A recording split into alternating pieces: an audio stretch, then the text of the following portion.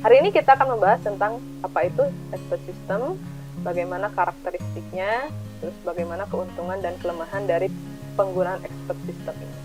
Jadi expert system ini teman-teman sebagai salah satu bagian dari artificial intelligence yang mungkin sudah lebih dulu banyak di riset atau banyak dipelajari, banyak dipergunakan oleh masyarakat, oleh orang-orang. Sehingga memang sekarang expert system itu menjadi suatu hal yang sangat lumrah dan orang-orang sudah mulai menggabungkannya atau mengawinkannya dengan ranah-ranah dari artificial intelligence yang lain untuk menguatkan si sistem pakat. Nah, untuk materi ini saya akan ngasih dulu suatu ilustrasi sama teman-teman. Mungkin nanti teman-teman bisa memperhatikan ilustrasi ini untuk bisa menjawab pertanyaan saya. Di sini teman-teman mungkin kalau punya adik di rumah gitu ya, atau punya anak kecil di rumah gitu kan, pada saat mereka sakit itu akan ada suatu urgen yang berbeda dengan orang dewasa yang sakit. Biasanya kalau kita memiliki anak kecil di rumah sakit itu urgennya itu paniknya itu 2 kali lipat gitu pada saat dibandingkan dengan orang tua yang sakit. Karena kalau anak kecil sakit itu mereka susah untuk kita cari tahu, kita tanyakan bagaimananya, obatnya pun tidak bisa sembarangan karena mereka belum punya daya tahan tubuh yang bagus kita. Sehingga memang di sini pada saat kita akan memberikan obat pun kita takut gitu kan, obatnya apakah cocok atau tidak, apakah kita punya kotak P3K di rumah, beli ke apotek ada uangnya atau tidak, obatnya sesuai atau tidak, sakit apa kita pun bingung gitu kan ya. Membawa ke dokter anak lumayan mahal gitu kan, kalau nggak ada uang gimana, kalau ada uang tapi dokternya nggak ada gimana. Nah, di sini untuk kepanikan kita dalam menyelesaikan masalah anak kecil yang sakit ini kan banyak sekali mungkin yang menjadi pertimbangan kan, dari mulai apakah kita pada saat kita akan memberikan obat punya kotak obat nggak di rumah, kalau nggak ada berarti mau nggak beli ke apotek, terus nanti kalau beli sendiri obatnya sesuai nggak sih, takut nanti malah jadi malpraktek gitu ya, obatnya nggak cocok, nanti sakitnya makin parah gitu karena kita nggak tahu sakit apa.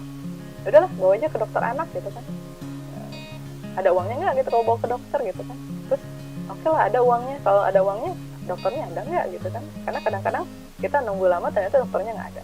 Apalagi kan pada saat ini kita tidak disarankan untuk datang berobat ke klinik gitu kan, karena takutnya kan di klinik bisa terjadi penularan virus yang mengancam kita semuanya, apalagi untuk anak kecil.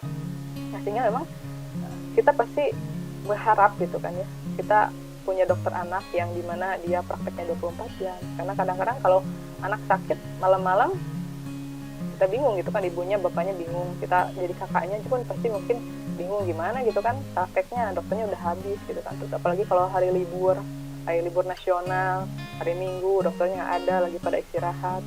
Terus kadang-kadang posisi kita kalau di pedalaman kliniknya jauh gitu kan, mau ke dokter gimana gitu kan. Terus juga mungkin biayanya pun kalau untuk dokter spesialis itu tidak terlalu murah ya teman-teman, minimalnya kita harus punya uang dengan nilai nominal yang besar, karena memang untuk dokter spesialis itu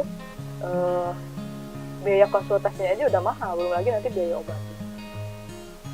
Cuman memang bagusnya kan kalau kita ke dokter itu kita bisa tahu dengan pasti penyakitnya apa, kita nanti dapat obatnya yang sesuai, dan pasti dengan semua ikhtiar kita insya Allah penyakitnya akan cepat sembuh gitu kan teman-teman. Cuman kenyataannya apa yang kita harapkan ini kan masih punya batasan-batasan. Praktek dokter nggak 24 jam, mungkin aja kliniknya jauh juga. Mungkin sekarang ada beberapa klinik yang tutup, biayanya juga lumayan mahal gitu kan. Kita itu jadi kesulitan. Yang kita harapkan itu teman-teman kan, kita itu punya banyak punya dokter yang ataupun rumah sakit yang sifatnya bisa kita hubungi melalui aplikasi atau melalui gadget-gadget kita, melalui alat-alat komunikasi kita yang kita miliki gitu, HP, tab gitu kan, pakai laptop ataupun mungkin TV Android kita gitu kan. Bagaimana caranya sekarang kita bisa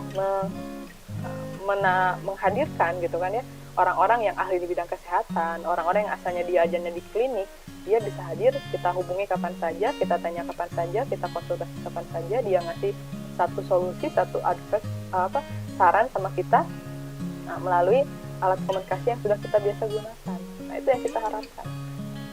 seperti ini. Nah, pada saat sekarang Ali sakit gitu kan teman-teman, nah dia punya sakit gitu kan, dia nggak enak badan ibaratnya kayak gitu, tapi dia nggak tahu harus dia lakukan apa, karena dia kalau makan obat sembarangan nggak mau, sehingga dia searching ada nih gitu kan satu klinik yang menyediakan expert system secara online. Dia bisa ngisi data kesehatannya seperti apa, nanti ada beberapa pertanyaan yang muncul, lalu dia nanti jawab, nanti sistem tersebut akan menganalisis dan mengasih tahu dia. Akhirnya si Ali ini bisa mendapatkan pengobatan pertama gitu ya, pertolongan pertama yang lebih cepat karena menggunakan aplikasi yang sifatnya online. Nanti juga biasanya banyak sekali kebutuhan gitu kan ya, dimana kalau si sistem pakar ini sudah punya AI-nya, kita tinggal input semua data kita screening, lalu nanti dia bisa ngasih suatu suggest atau satu informasi sama kita seperti apa sih yang harus kita lakukan gitu kan untuk bisa menyelesaikan permasalahan kita.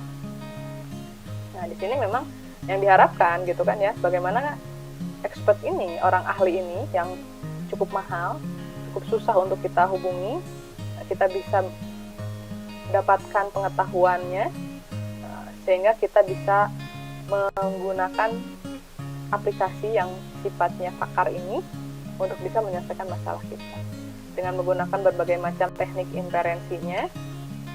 Itu nanti diharapkan dengan adanya aplikasi ini kita bisa mengakses informasi secara 24 jam atau online gitu ya, terus juga hanya menggunakan gadget kita dengan internetnya, terus biayanya pasti lebih murah dibandingkan itu, tapi penyakitnya diketahui dengan pasti dan obatnya yang disarankan itu juga benar, sehingga permasalahan kita selesai.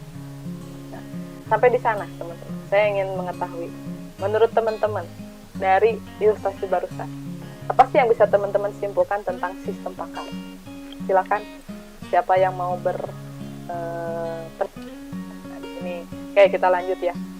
Nah di sini teman-teman, definisinya teman-teman sudah dapat semuanya ya. Intinya di sini sistem pakar itu pasti aplikasi komputer, teknologi IT di sini. Apalagi sekarang bisa digabungkan dengan berbagai macam hardware ataupun software yang kemampuannya lebih bagus lagi.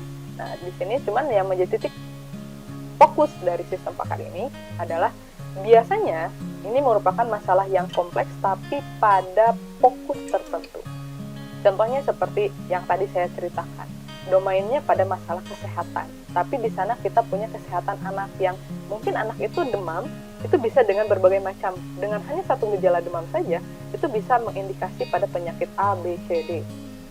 Terus kayak sekarang orang tua, ibu bapak kita, pada saat dia punya penyakit kayak kakinya nyut-nyutan gitu kan ya, sendinya sakit, itu bisa berbagai macam nanti akhirnya. Nah jadi walaupun kita punya pegangan contohnya, oh kalau orang tua itu sakit perut, oh mungkin dia mah gitu kan, tapi sebenarnya kan kita belum tahu nih apakah memang benar dengan gejala perutnya sakit itu dia sakit mah, apakah benar dengan hanya sekedar sakit perut itu dia itu ternyata sedang gejalanya BAB aja kan bisa jadi muntaber dan lain sebagainya gitu kan teman-teman. Jadi dengan adanya domain tertentu yang sifatnya kompleks, itu nanti kita pasti membutuhkan orang yang ahli. Nah itu di bidang kesehatan, di bidang yang lainnya, di bidang pertanian, peternakan. Nah kita orang yang bisa menanam pohon, menanam tanaman, tapi ternyata kita tidak tahu pada saat sekarang tanaman ini ada satwa yang berbeda.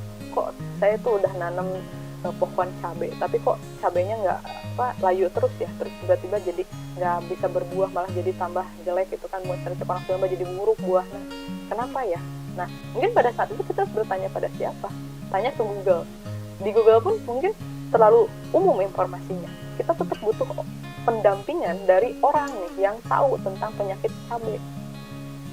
Kalau kita datang ke dinas pertanian, perasaan cabai doang juga saya masa harus nanya ke orang di dinas pertanian gitu kan ya, belum lagi jalannya, belum lagi nanti orangnya ada atau tidak, susah.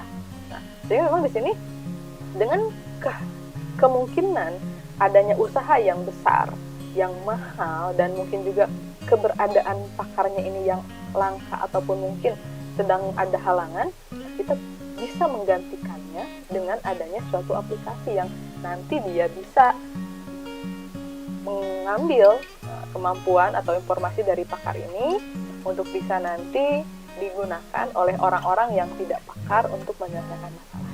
Sehingga memang di sini menjadi titik penting dari pakar itu, sistem pakar itu adalah masalahnya itu biasanya tertentu, khusus biasanya itu, dia tidak bisa mengerjakan hal yang lain, hanya itu saja. Tapi walaupun memang masalahnya spesifik, di sini kita punya rincian detailnya yang cukup panjang. Dan dimana dari masalah kompleks ini pun membutuhkan kecerdasan manusia yang extraordinary. Yang tadi kalau pas Jul bilang khusus, itu memang tidak salah gitu, karena memang extraordinary. Jadi di batas rata-rata, di atas rata-rata, dan expertise, dan harus ada ahli. Karena kalau tidak ahli sekarang, dia tidak bisa menyelesaikan masalah. Teman-teman lah jangan susah-susah. Sekarang tiba-tiba HP teman-teman ngehang, nggak bisa dipakai. Terus teman-teman setiap kali di restart balik lagi ngehang. Mau teman-teman dengan semua resikonya membuka HP teman-teman, mengobrak-abrik isinya, terima bongkar tidak terima pasang, pasti kita nggak mau kan? HP saya merek S gitu kan ibaratnya, terus nyari senternya nih, center servisnya gitu kan. Kenapa? Karena dengan adanya server servis tersebut saya tahu kalau ada orang pakar di sana. Cuman kan sekarang apakah harus kita datang langsung ke tempatnya? Apakah nanti orang di sana itu ada? Apakah waktunya bisa cepat? Apakah emang masalah ini tuh masalah yang kecil, ataukah masalah memang harus diselesaikan oleh orang yang ahli? Teman-teman komputer tiba-tiba ngehang, laptop teman-teman tiba-tiba blue screen, tiba-tiba nggak keluar suaranya. Pasti kan teman-teman akan nyari orang-orang yang memiliki kemampuan di bidang tersebut. Kadang-kadang walaupun saya punya gelar master komputer, kalau saya seandainya laptop saya udah bisa coba nih dengan berbagai macam kemampuan saya yang ordinary itu nggak bisa selesai masalahnya, pasti ngontak teman dosen atau teman-teman atau orang-orang yang memang pakar. Ujung-ujungnya kan di servis gitu kan. Karena memang ada beberapa domain tertentu yang dimana orang tidak paham, tidak expert. Tapi ada juga orang yang dengan kemampuannya, dengan semua pengalamannya, dia menjadi orang yang expert di bidang sana. Sehingga disinilah kita membangun sistem pakar ini untuk bisa menghadirkan pengetahuan dari seorang yang memiliki kepakaran di bidang tertentu, sehingga bisa dimanfaatkan oleh setiap orang, baik itu orang biasa ataupun orang expert juga, untuk menyelesaikan masalahnya dengan cepat dan mudah dan diharapkan.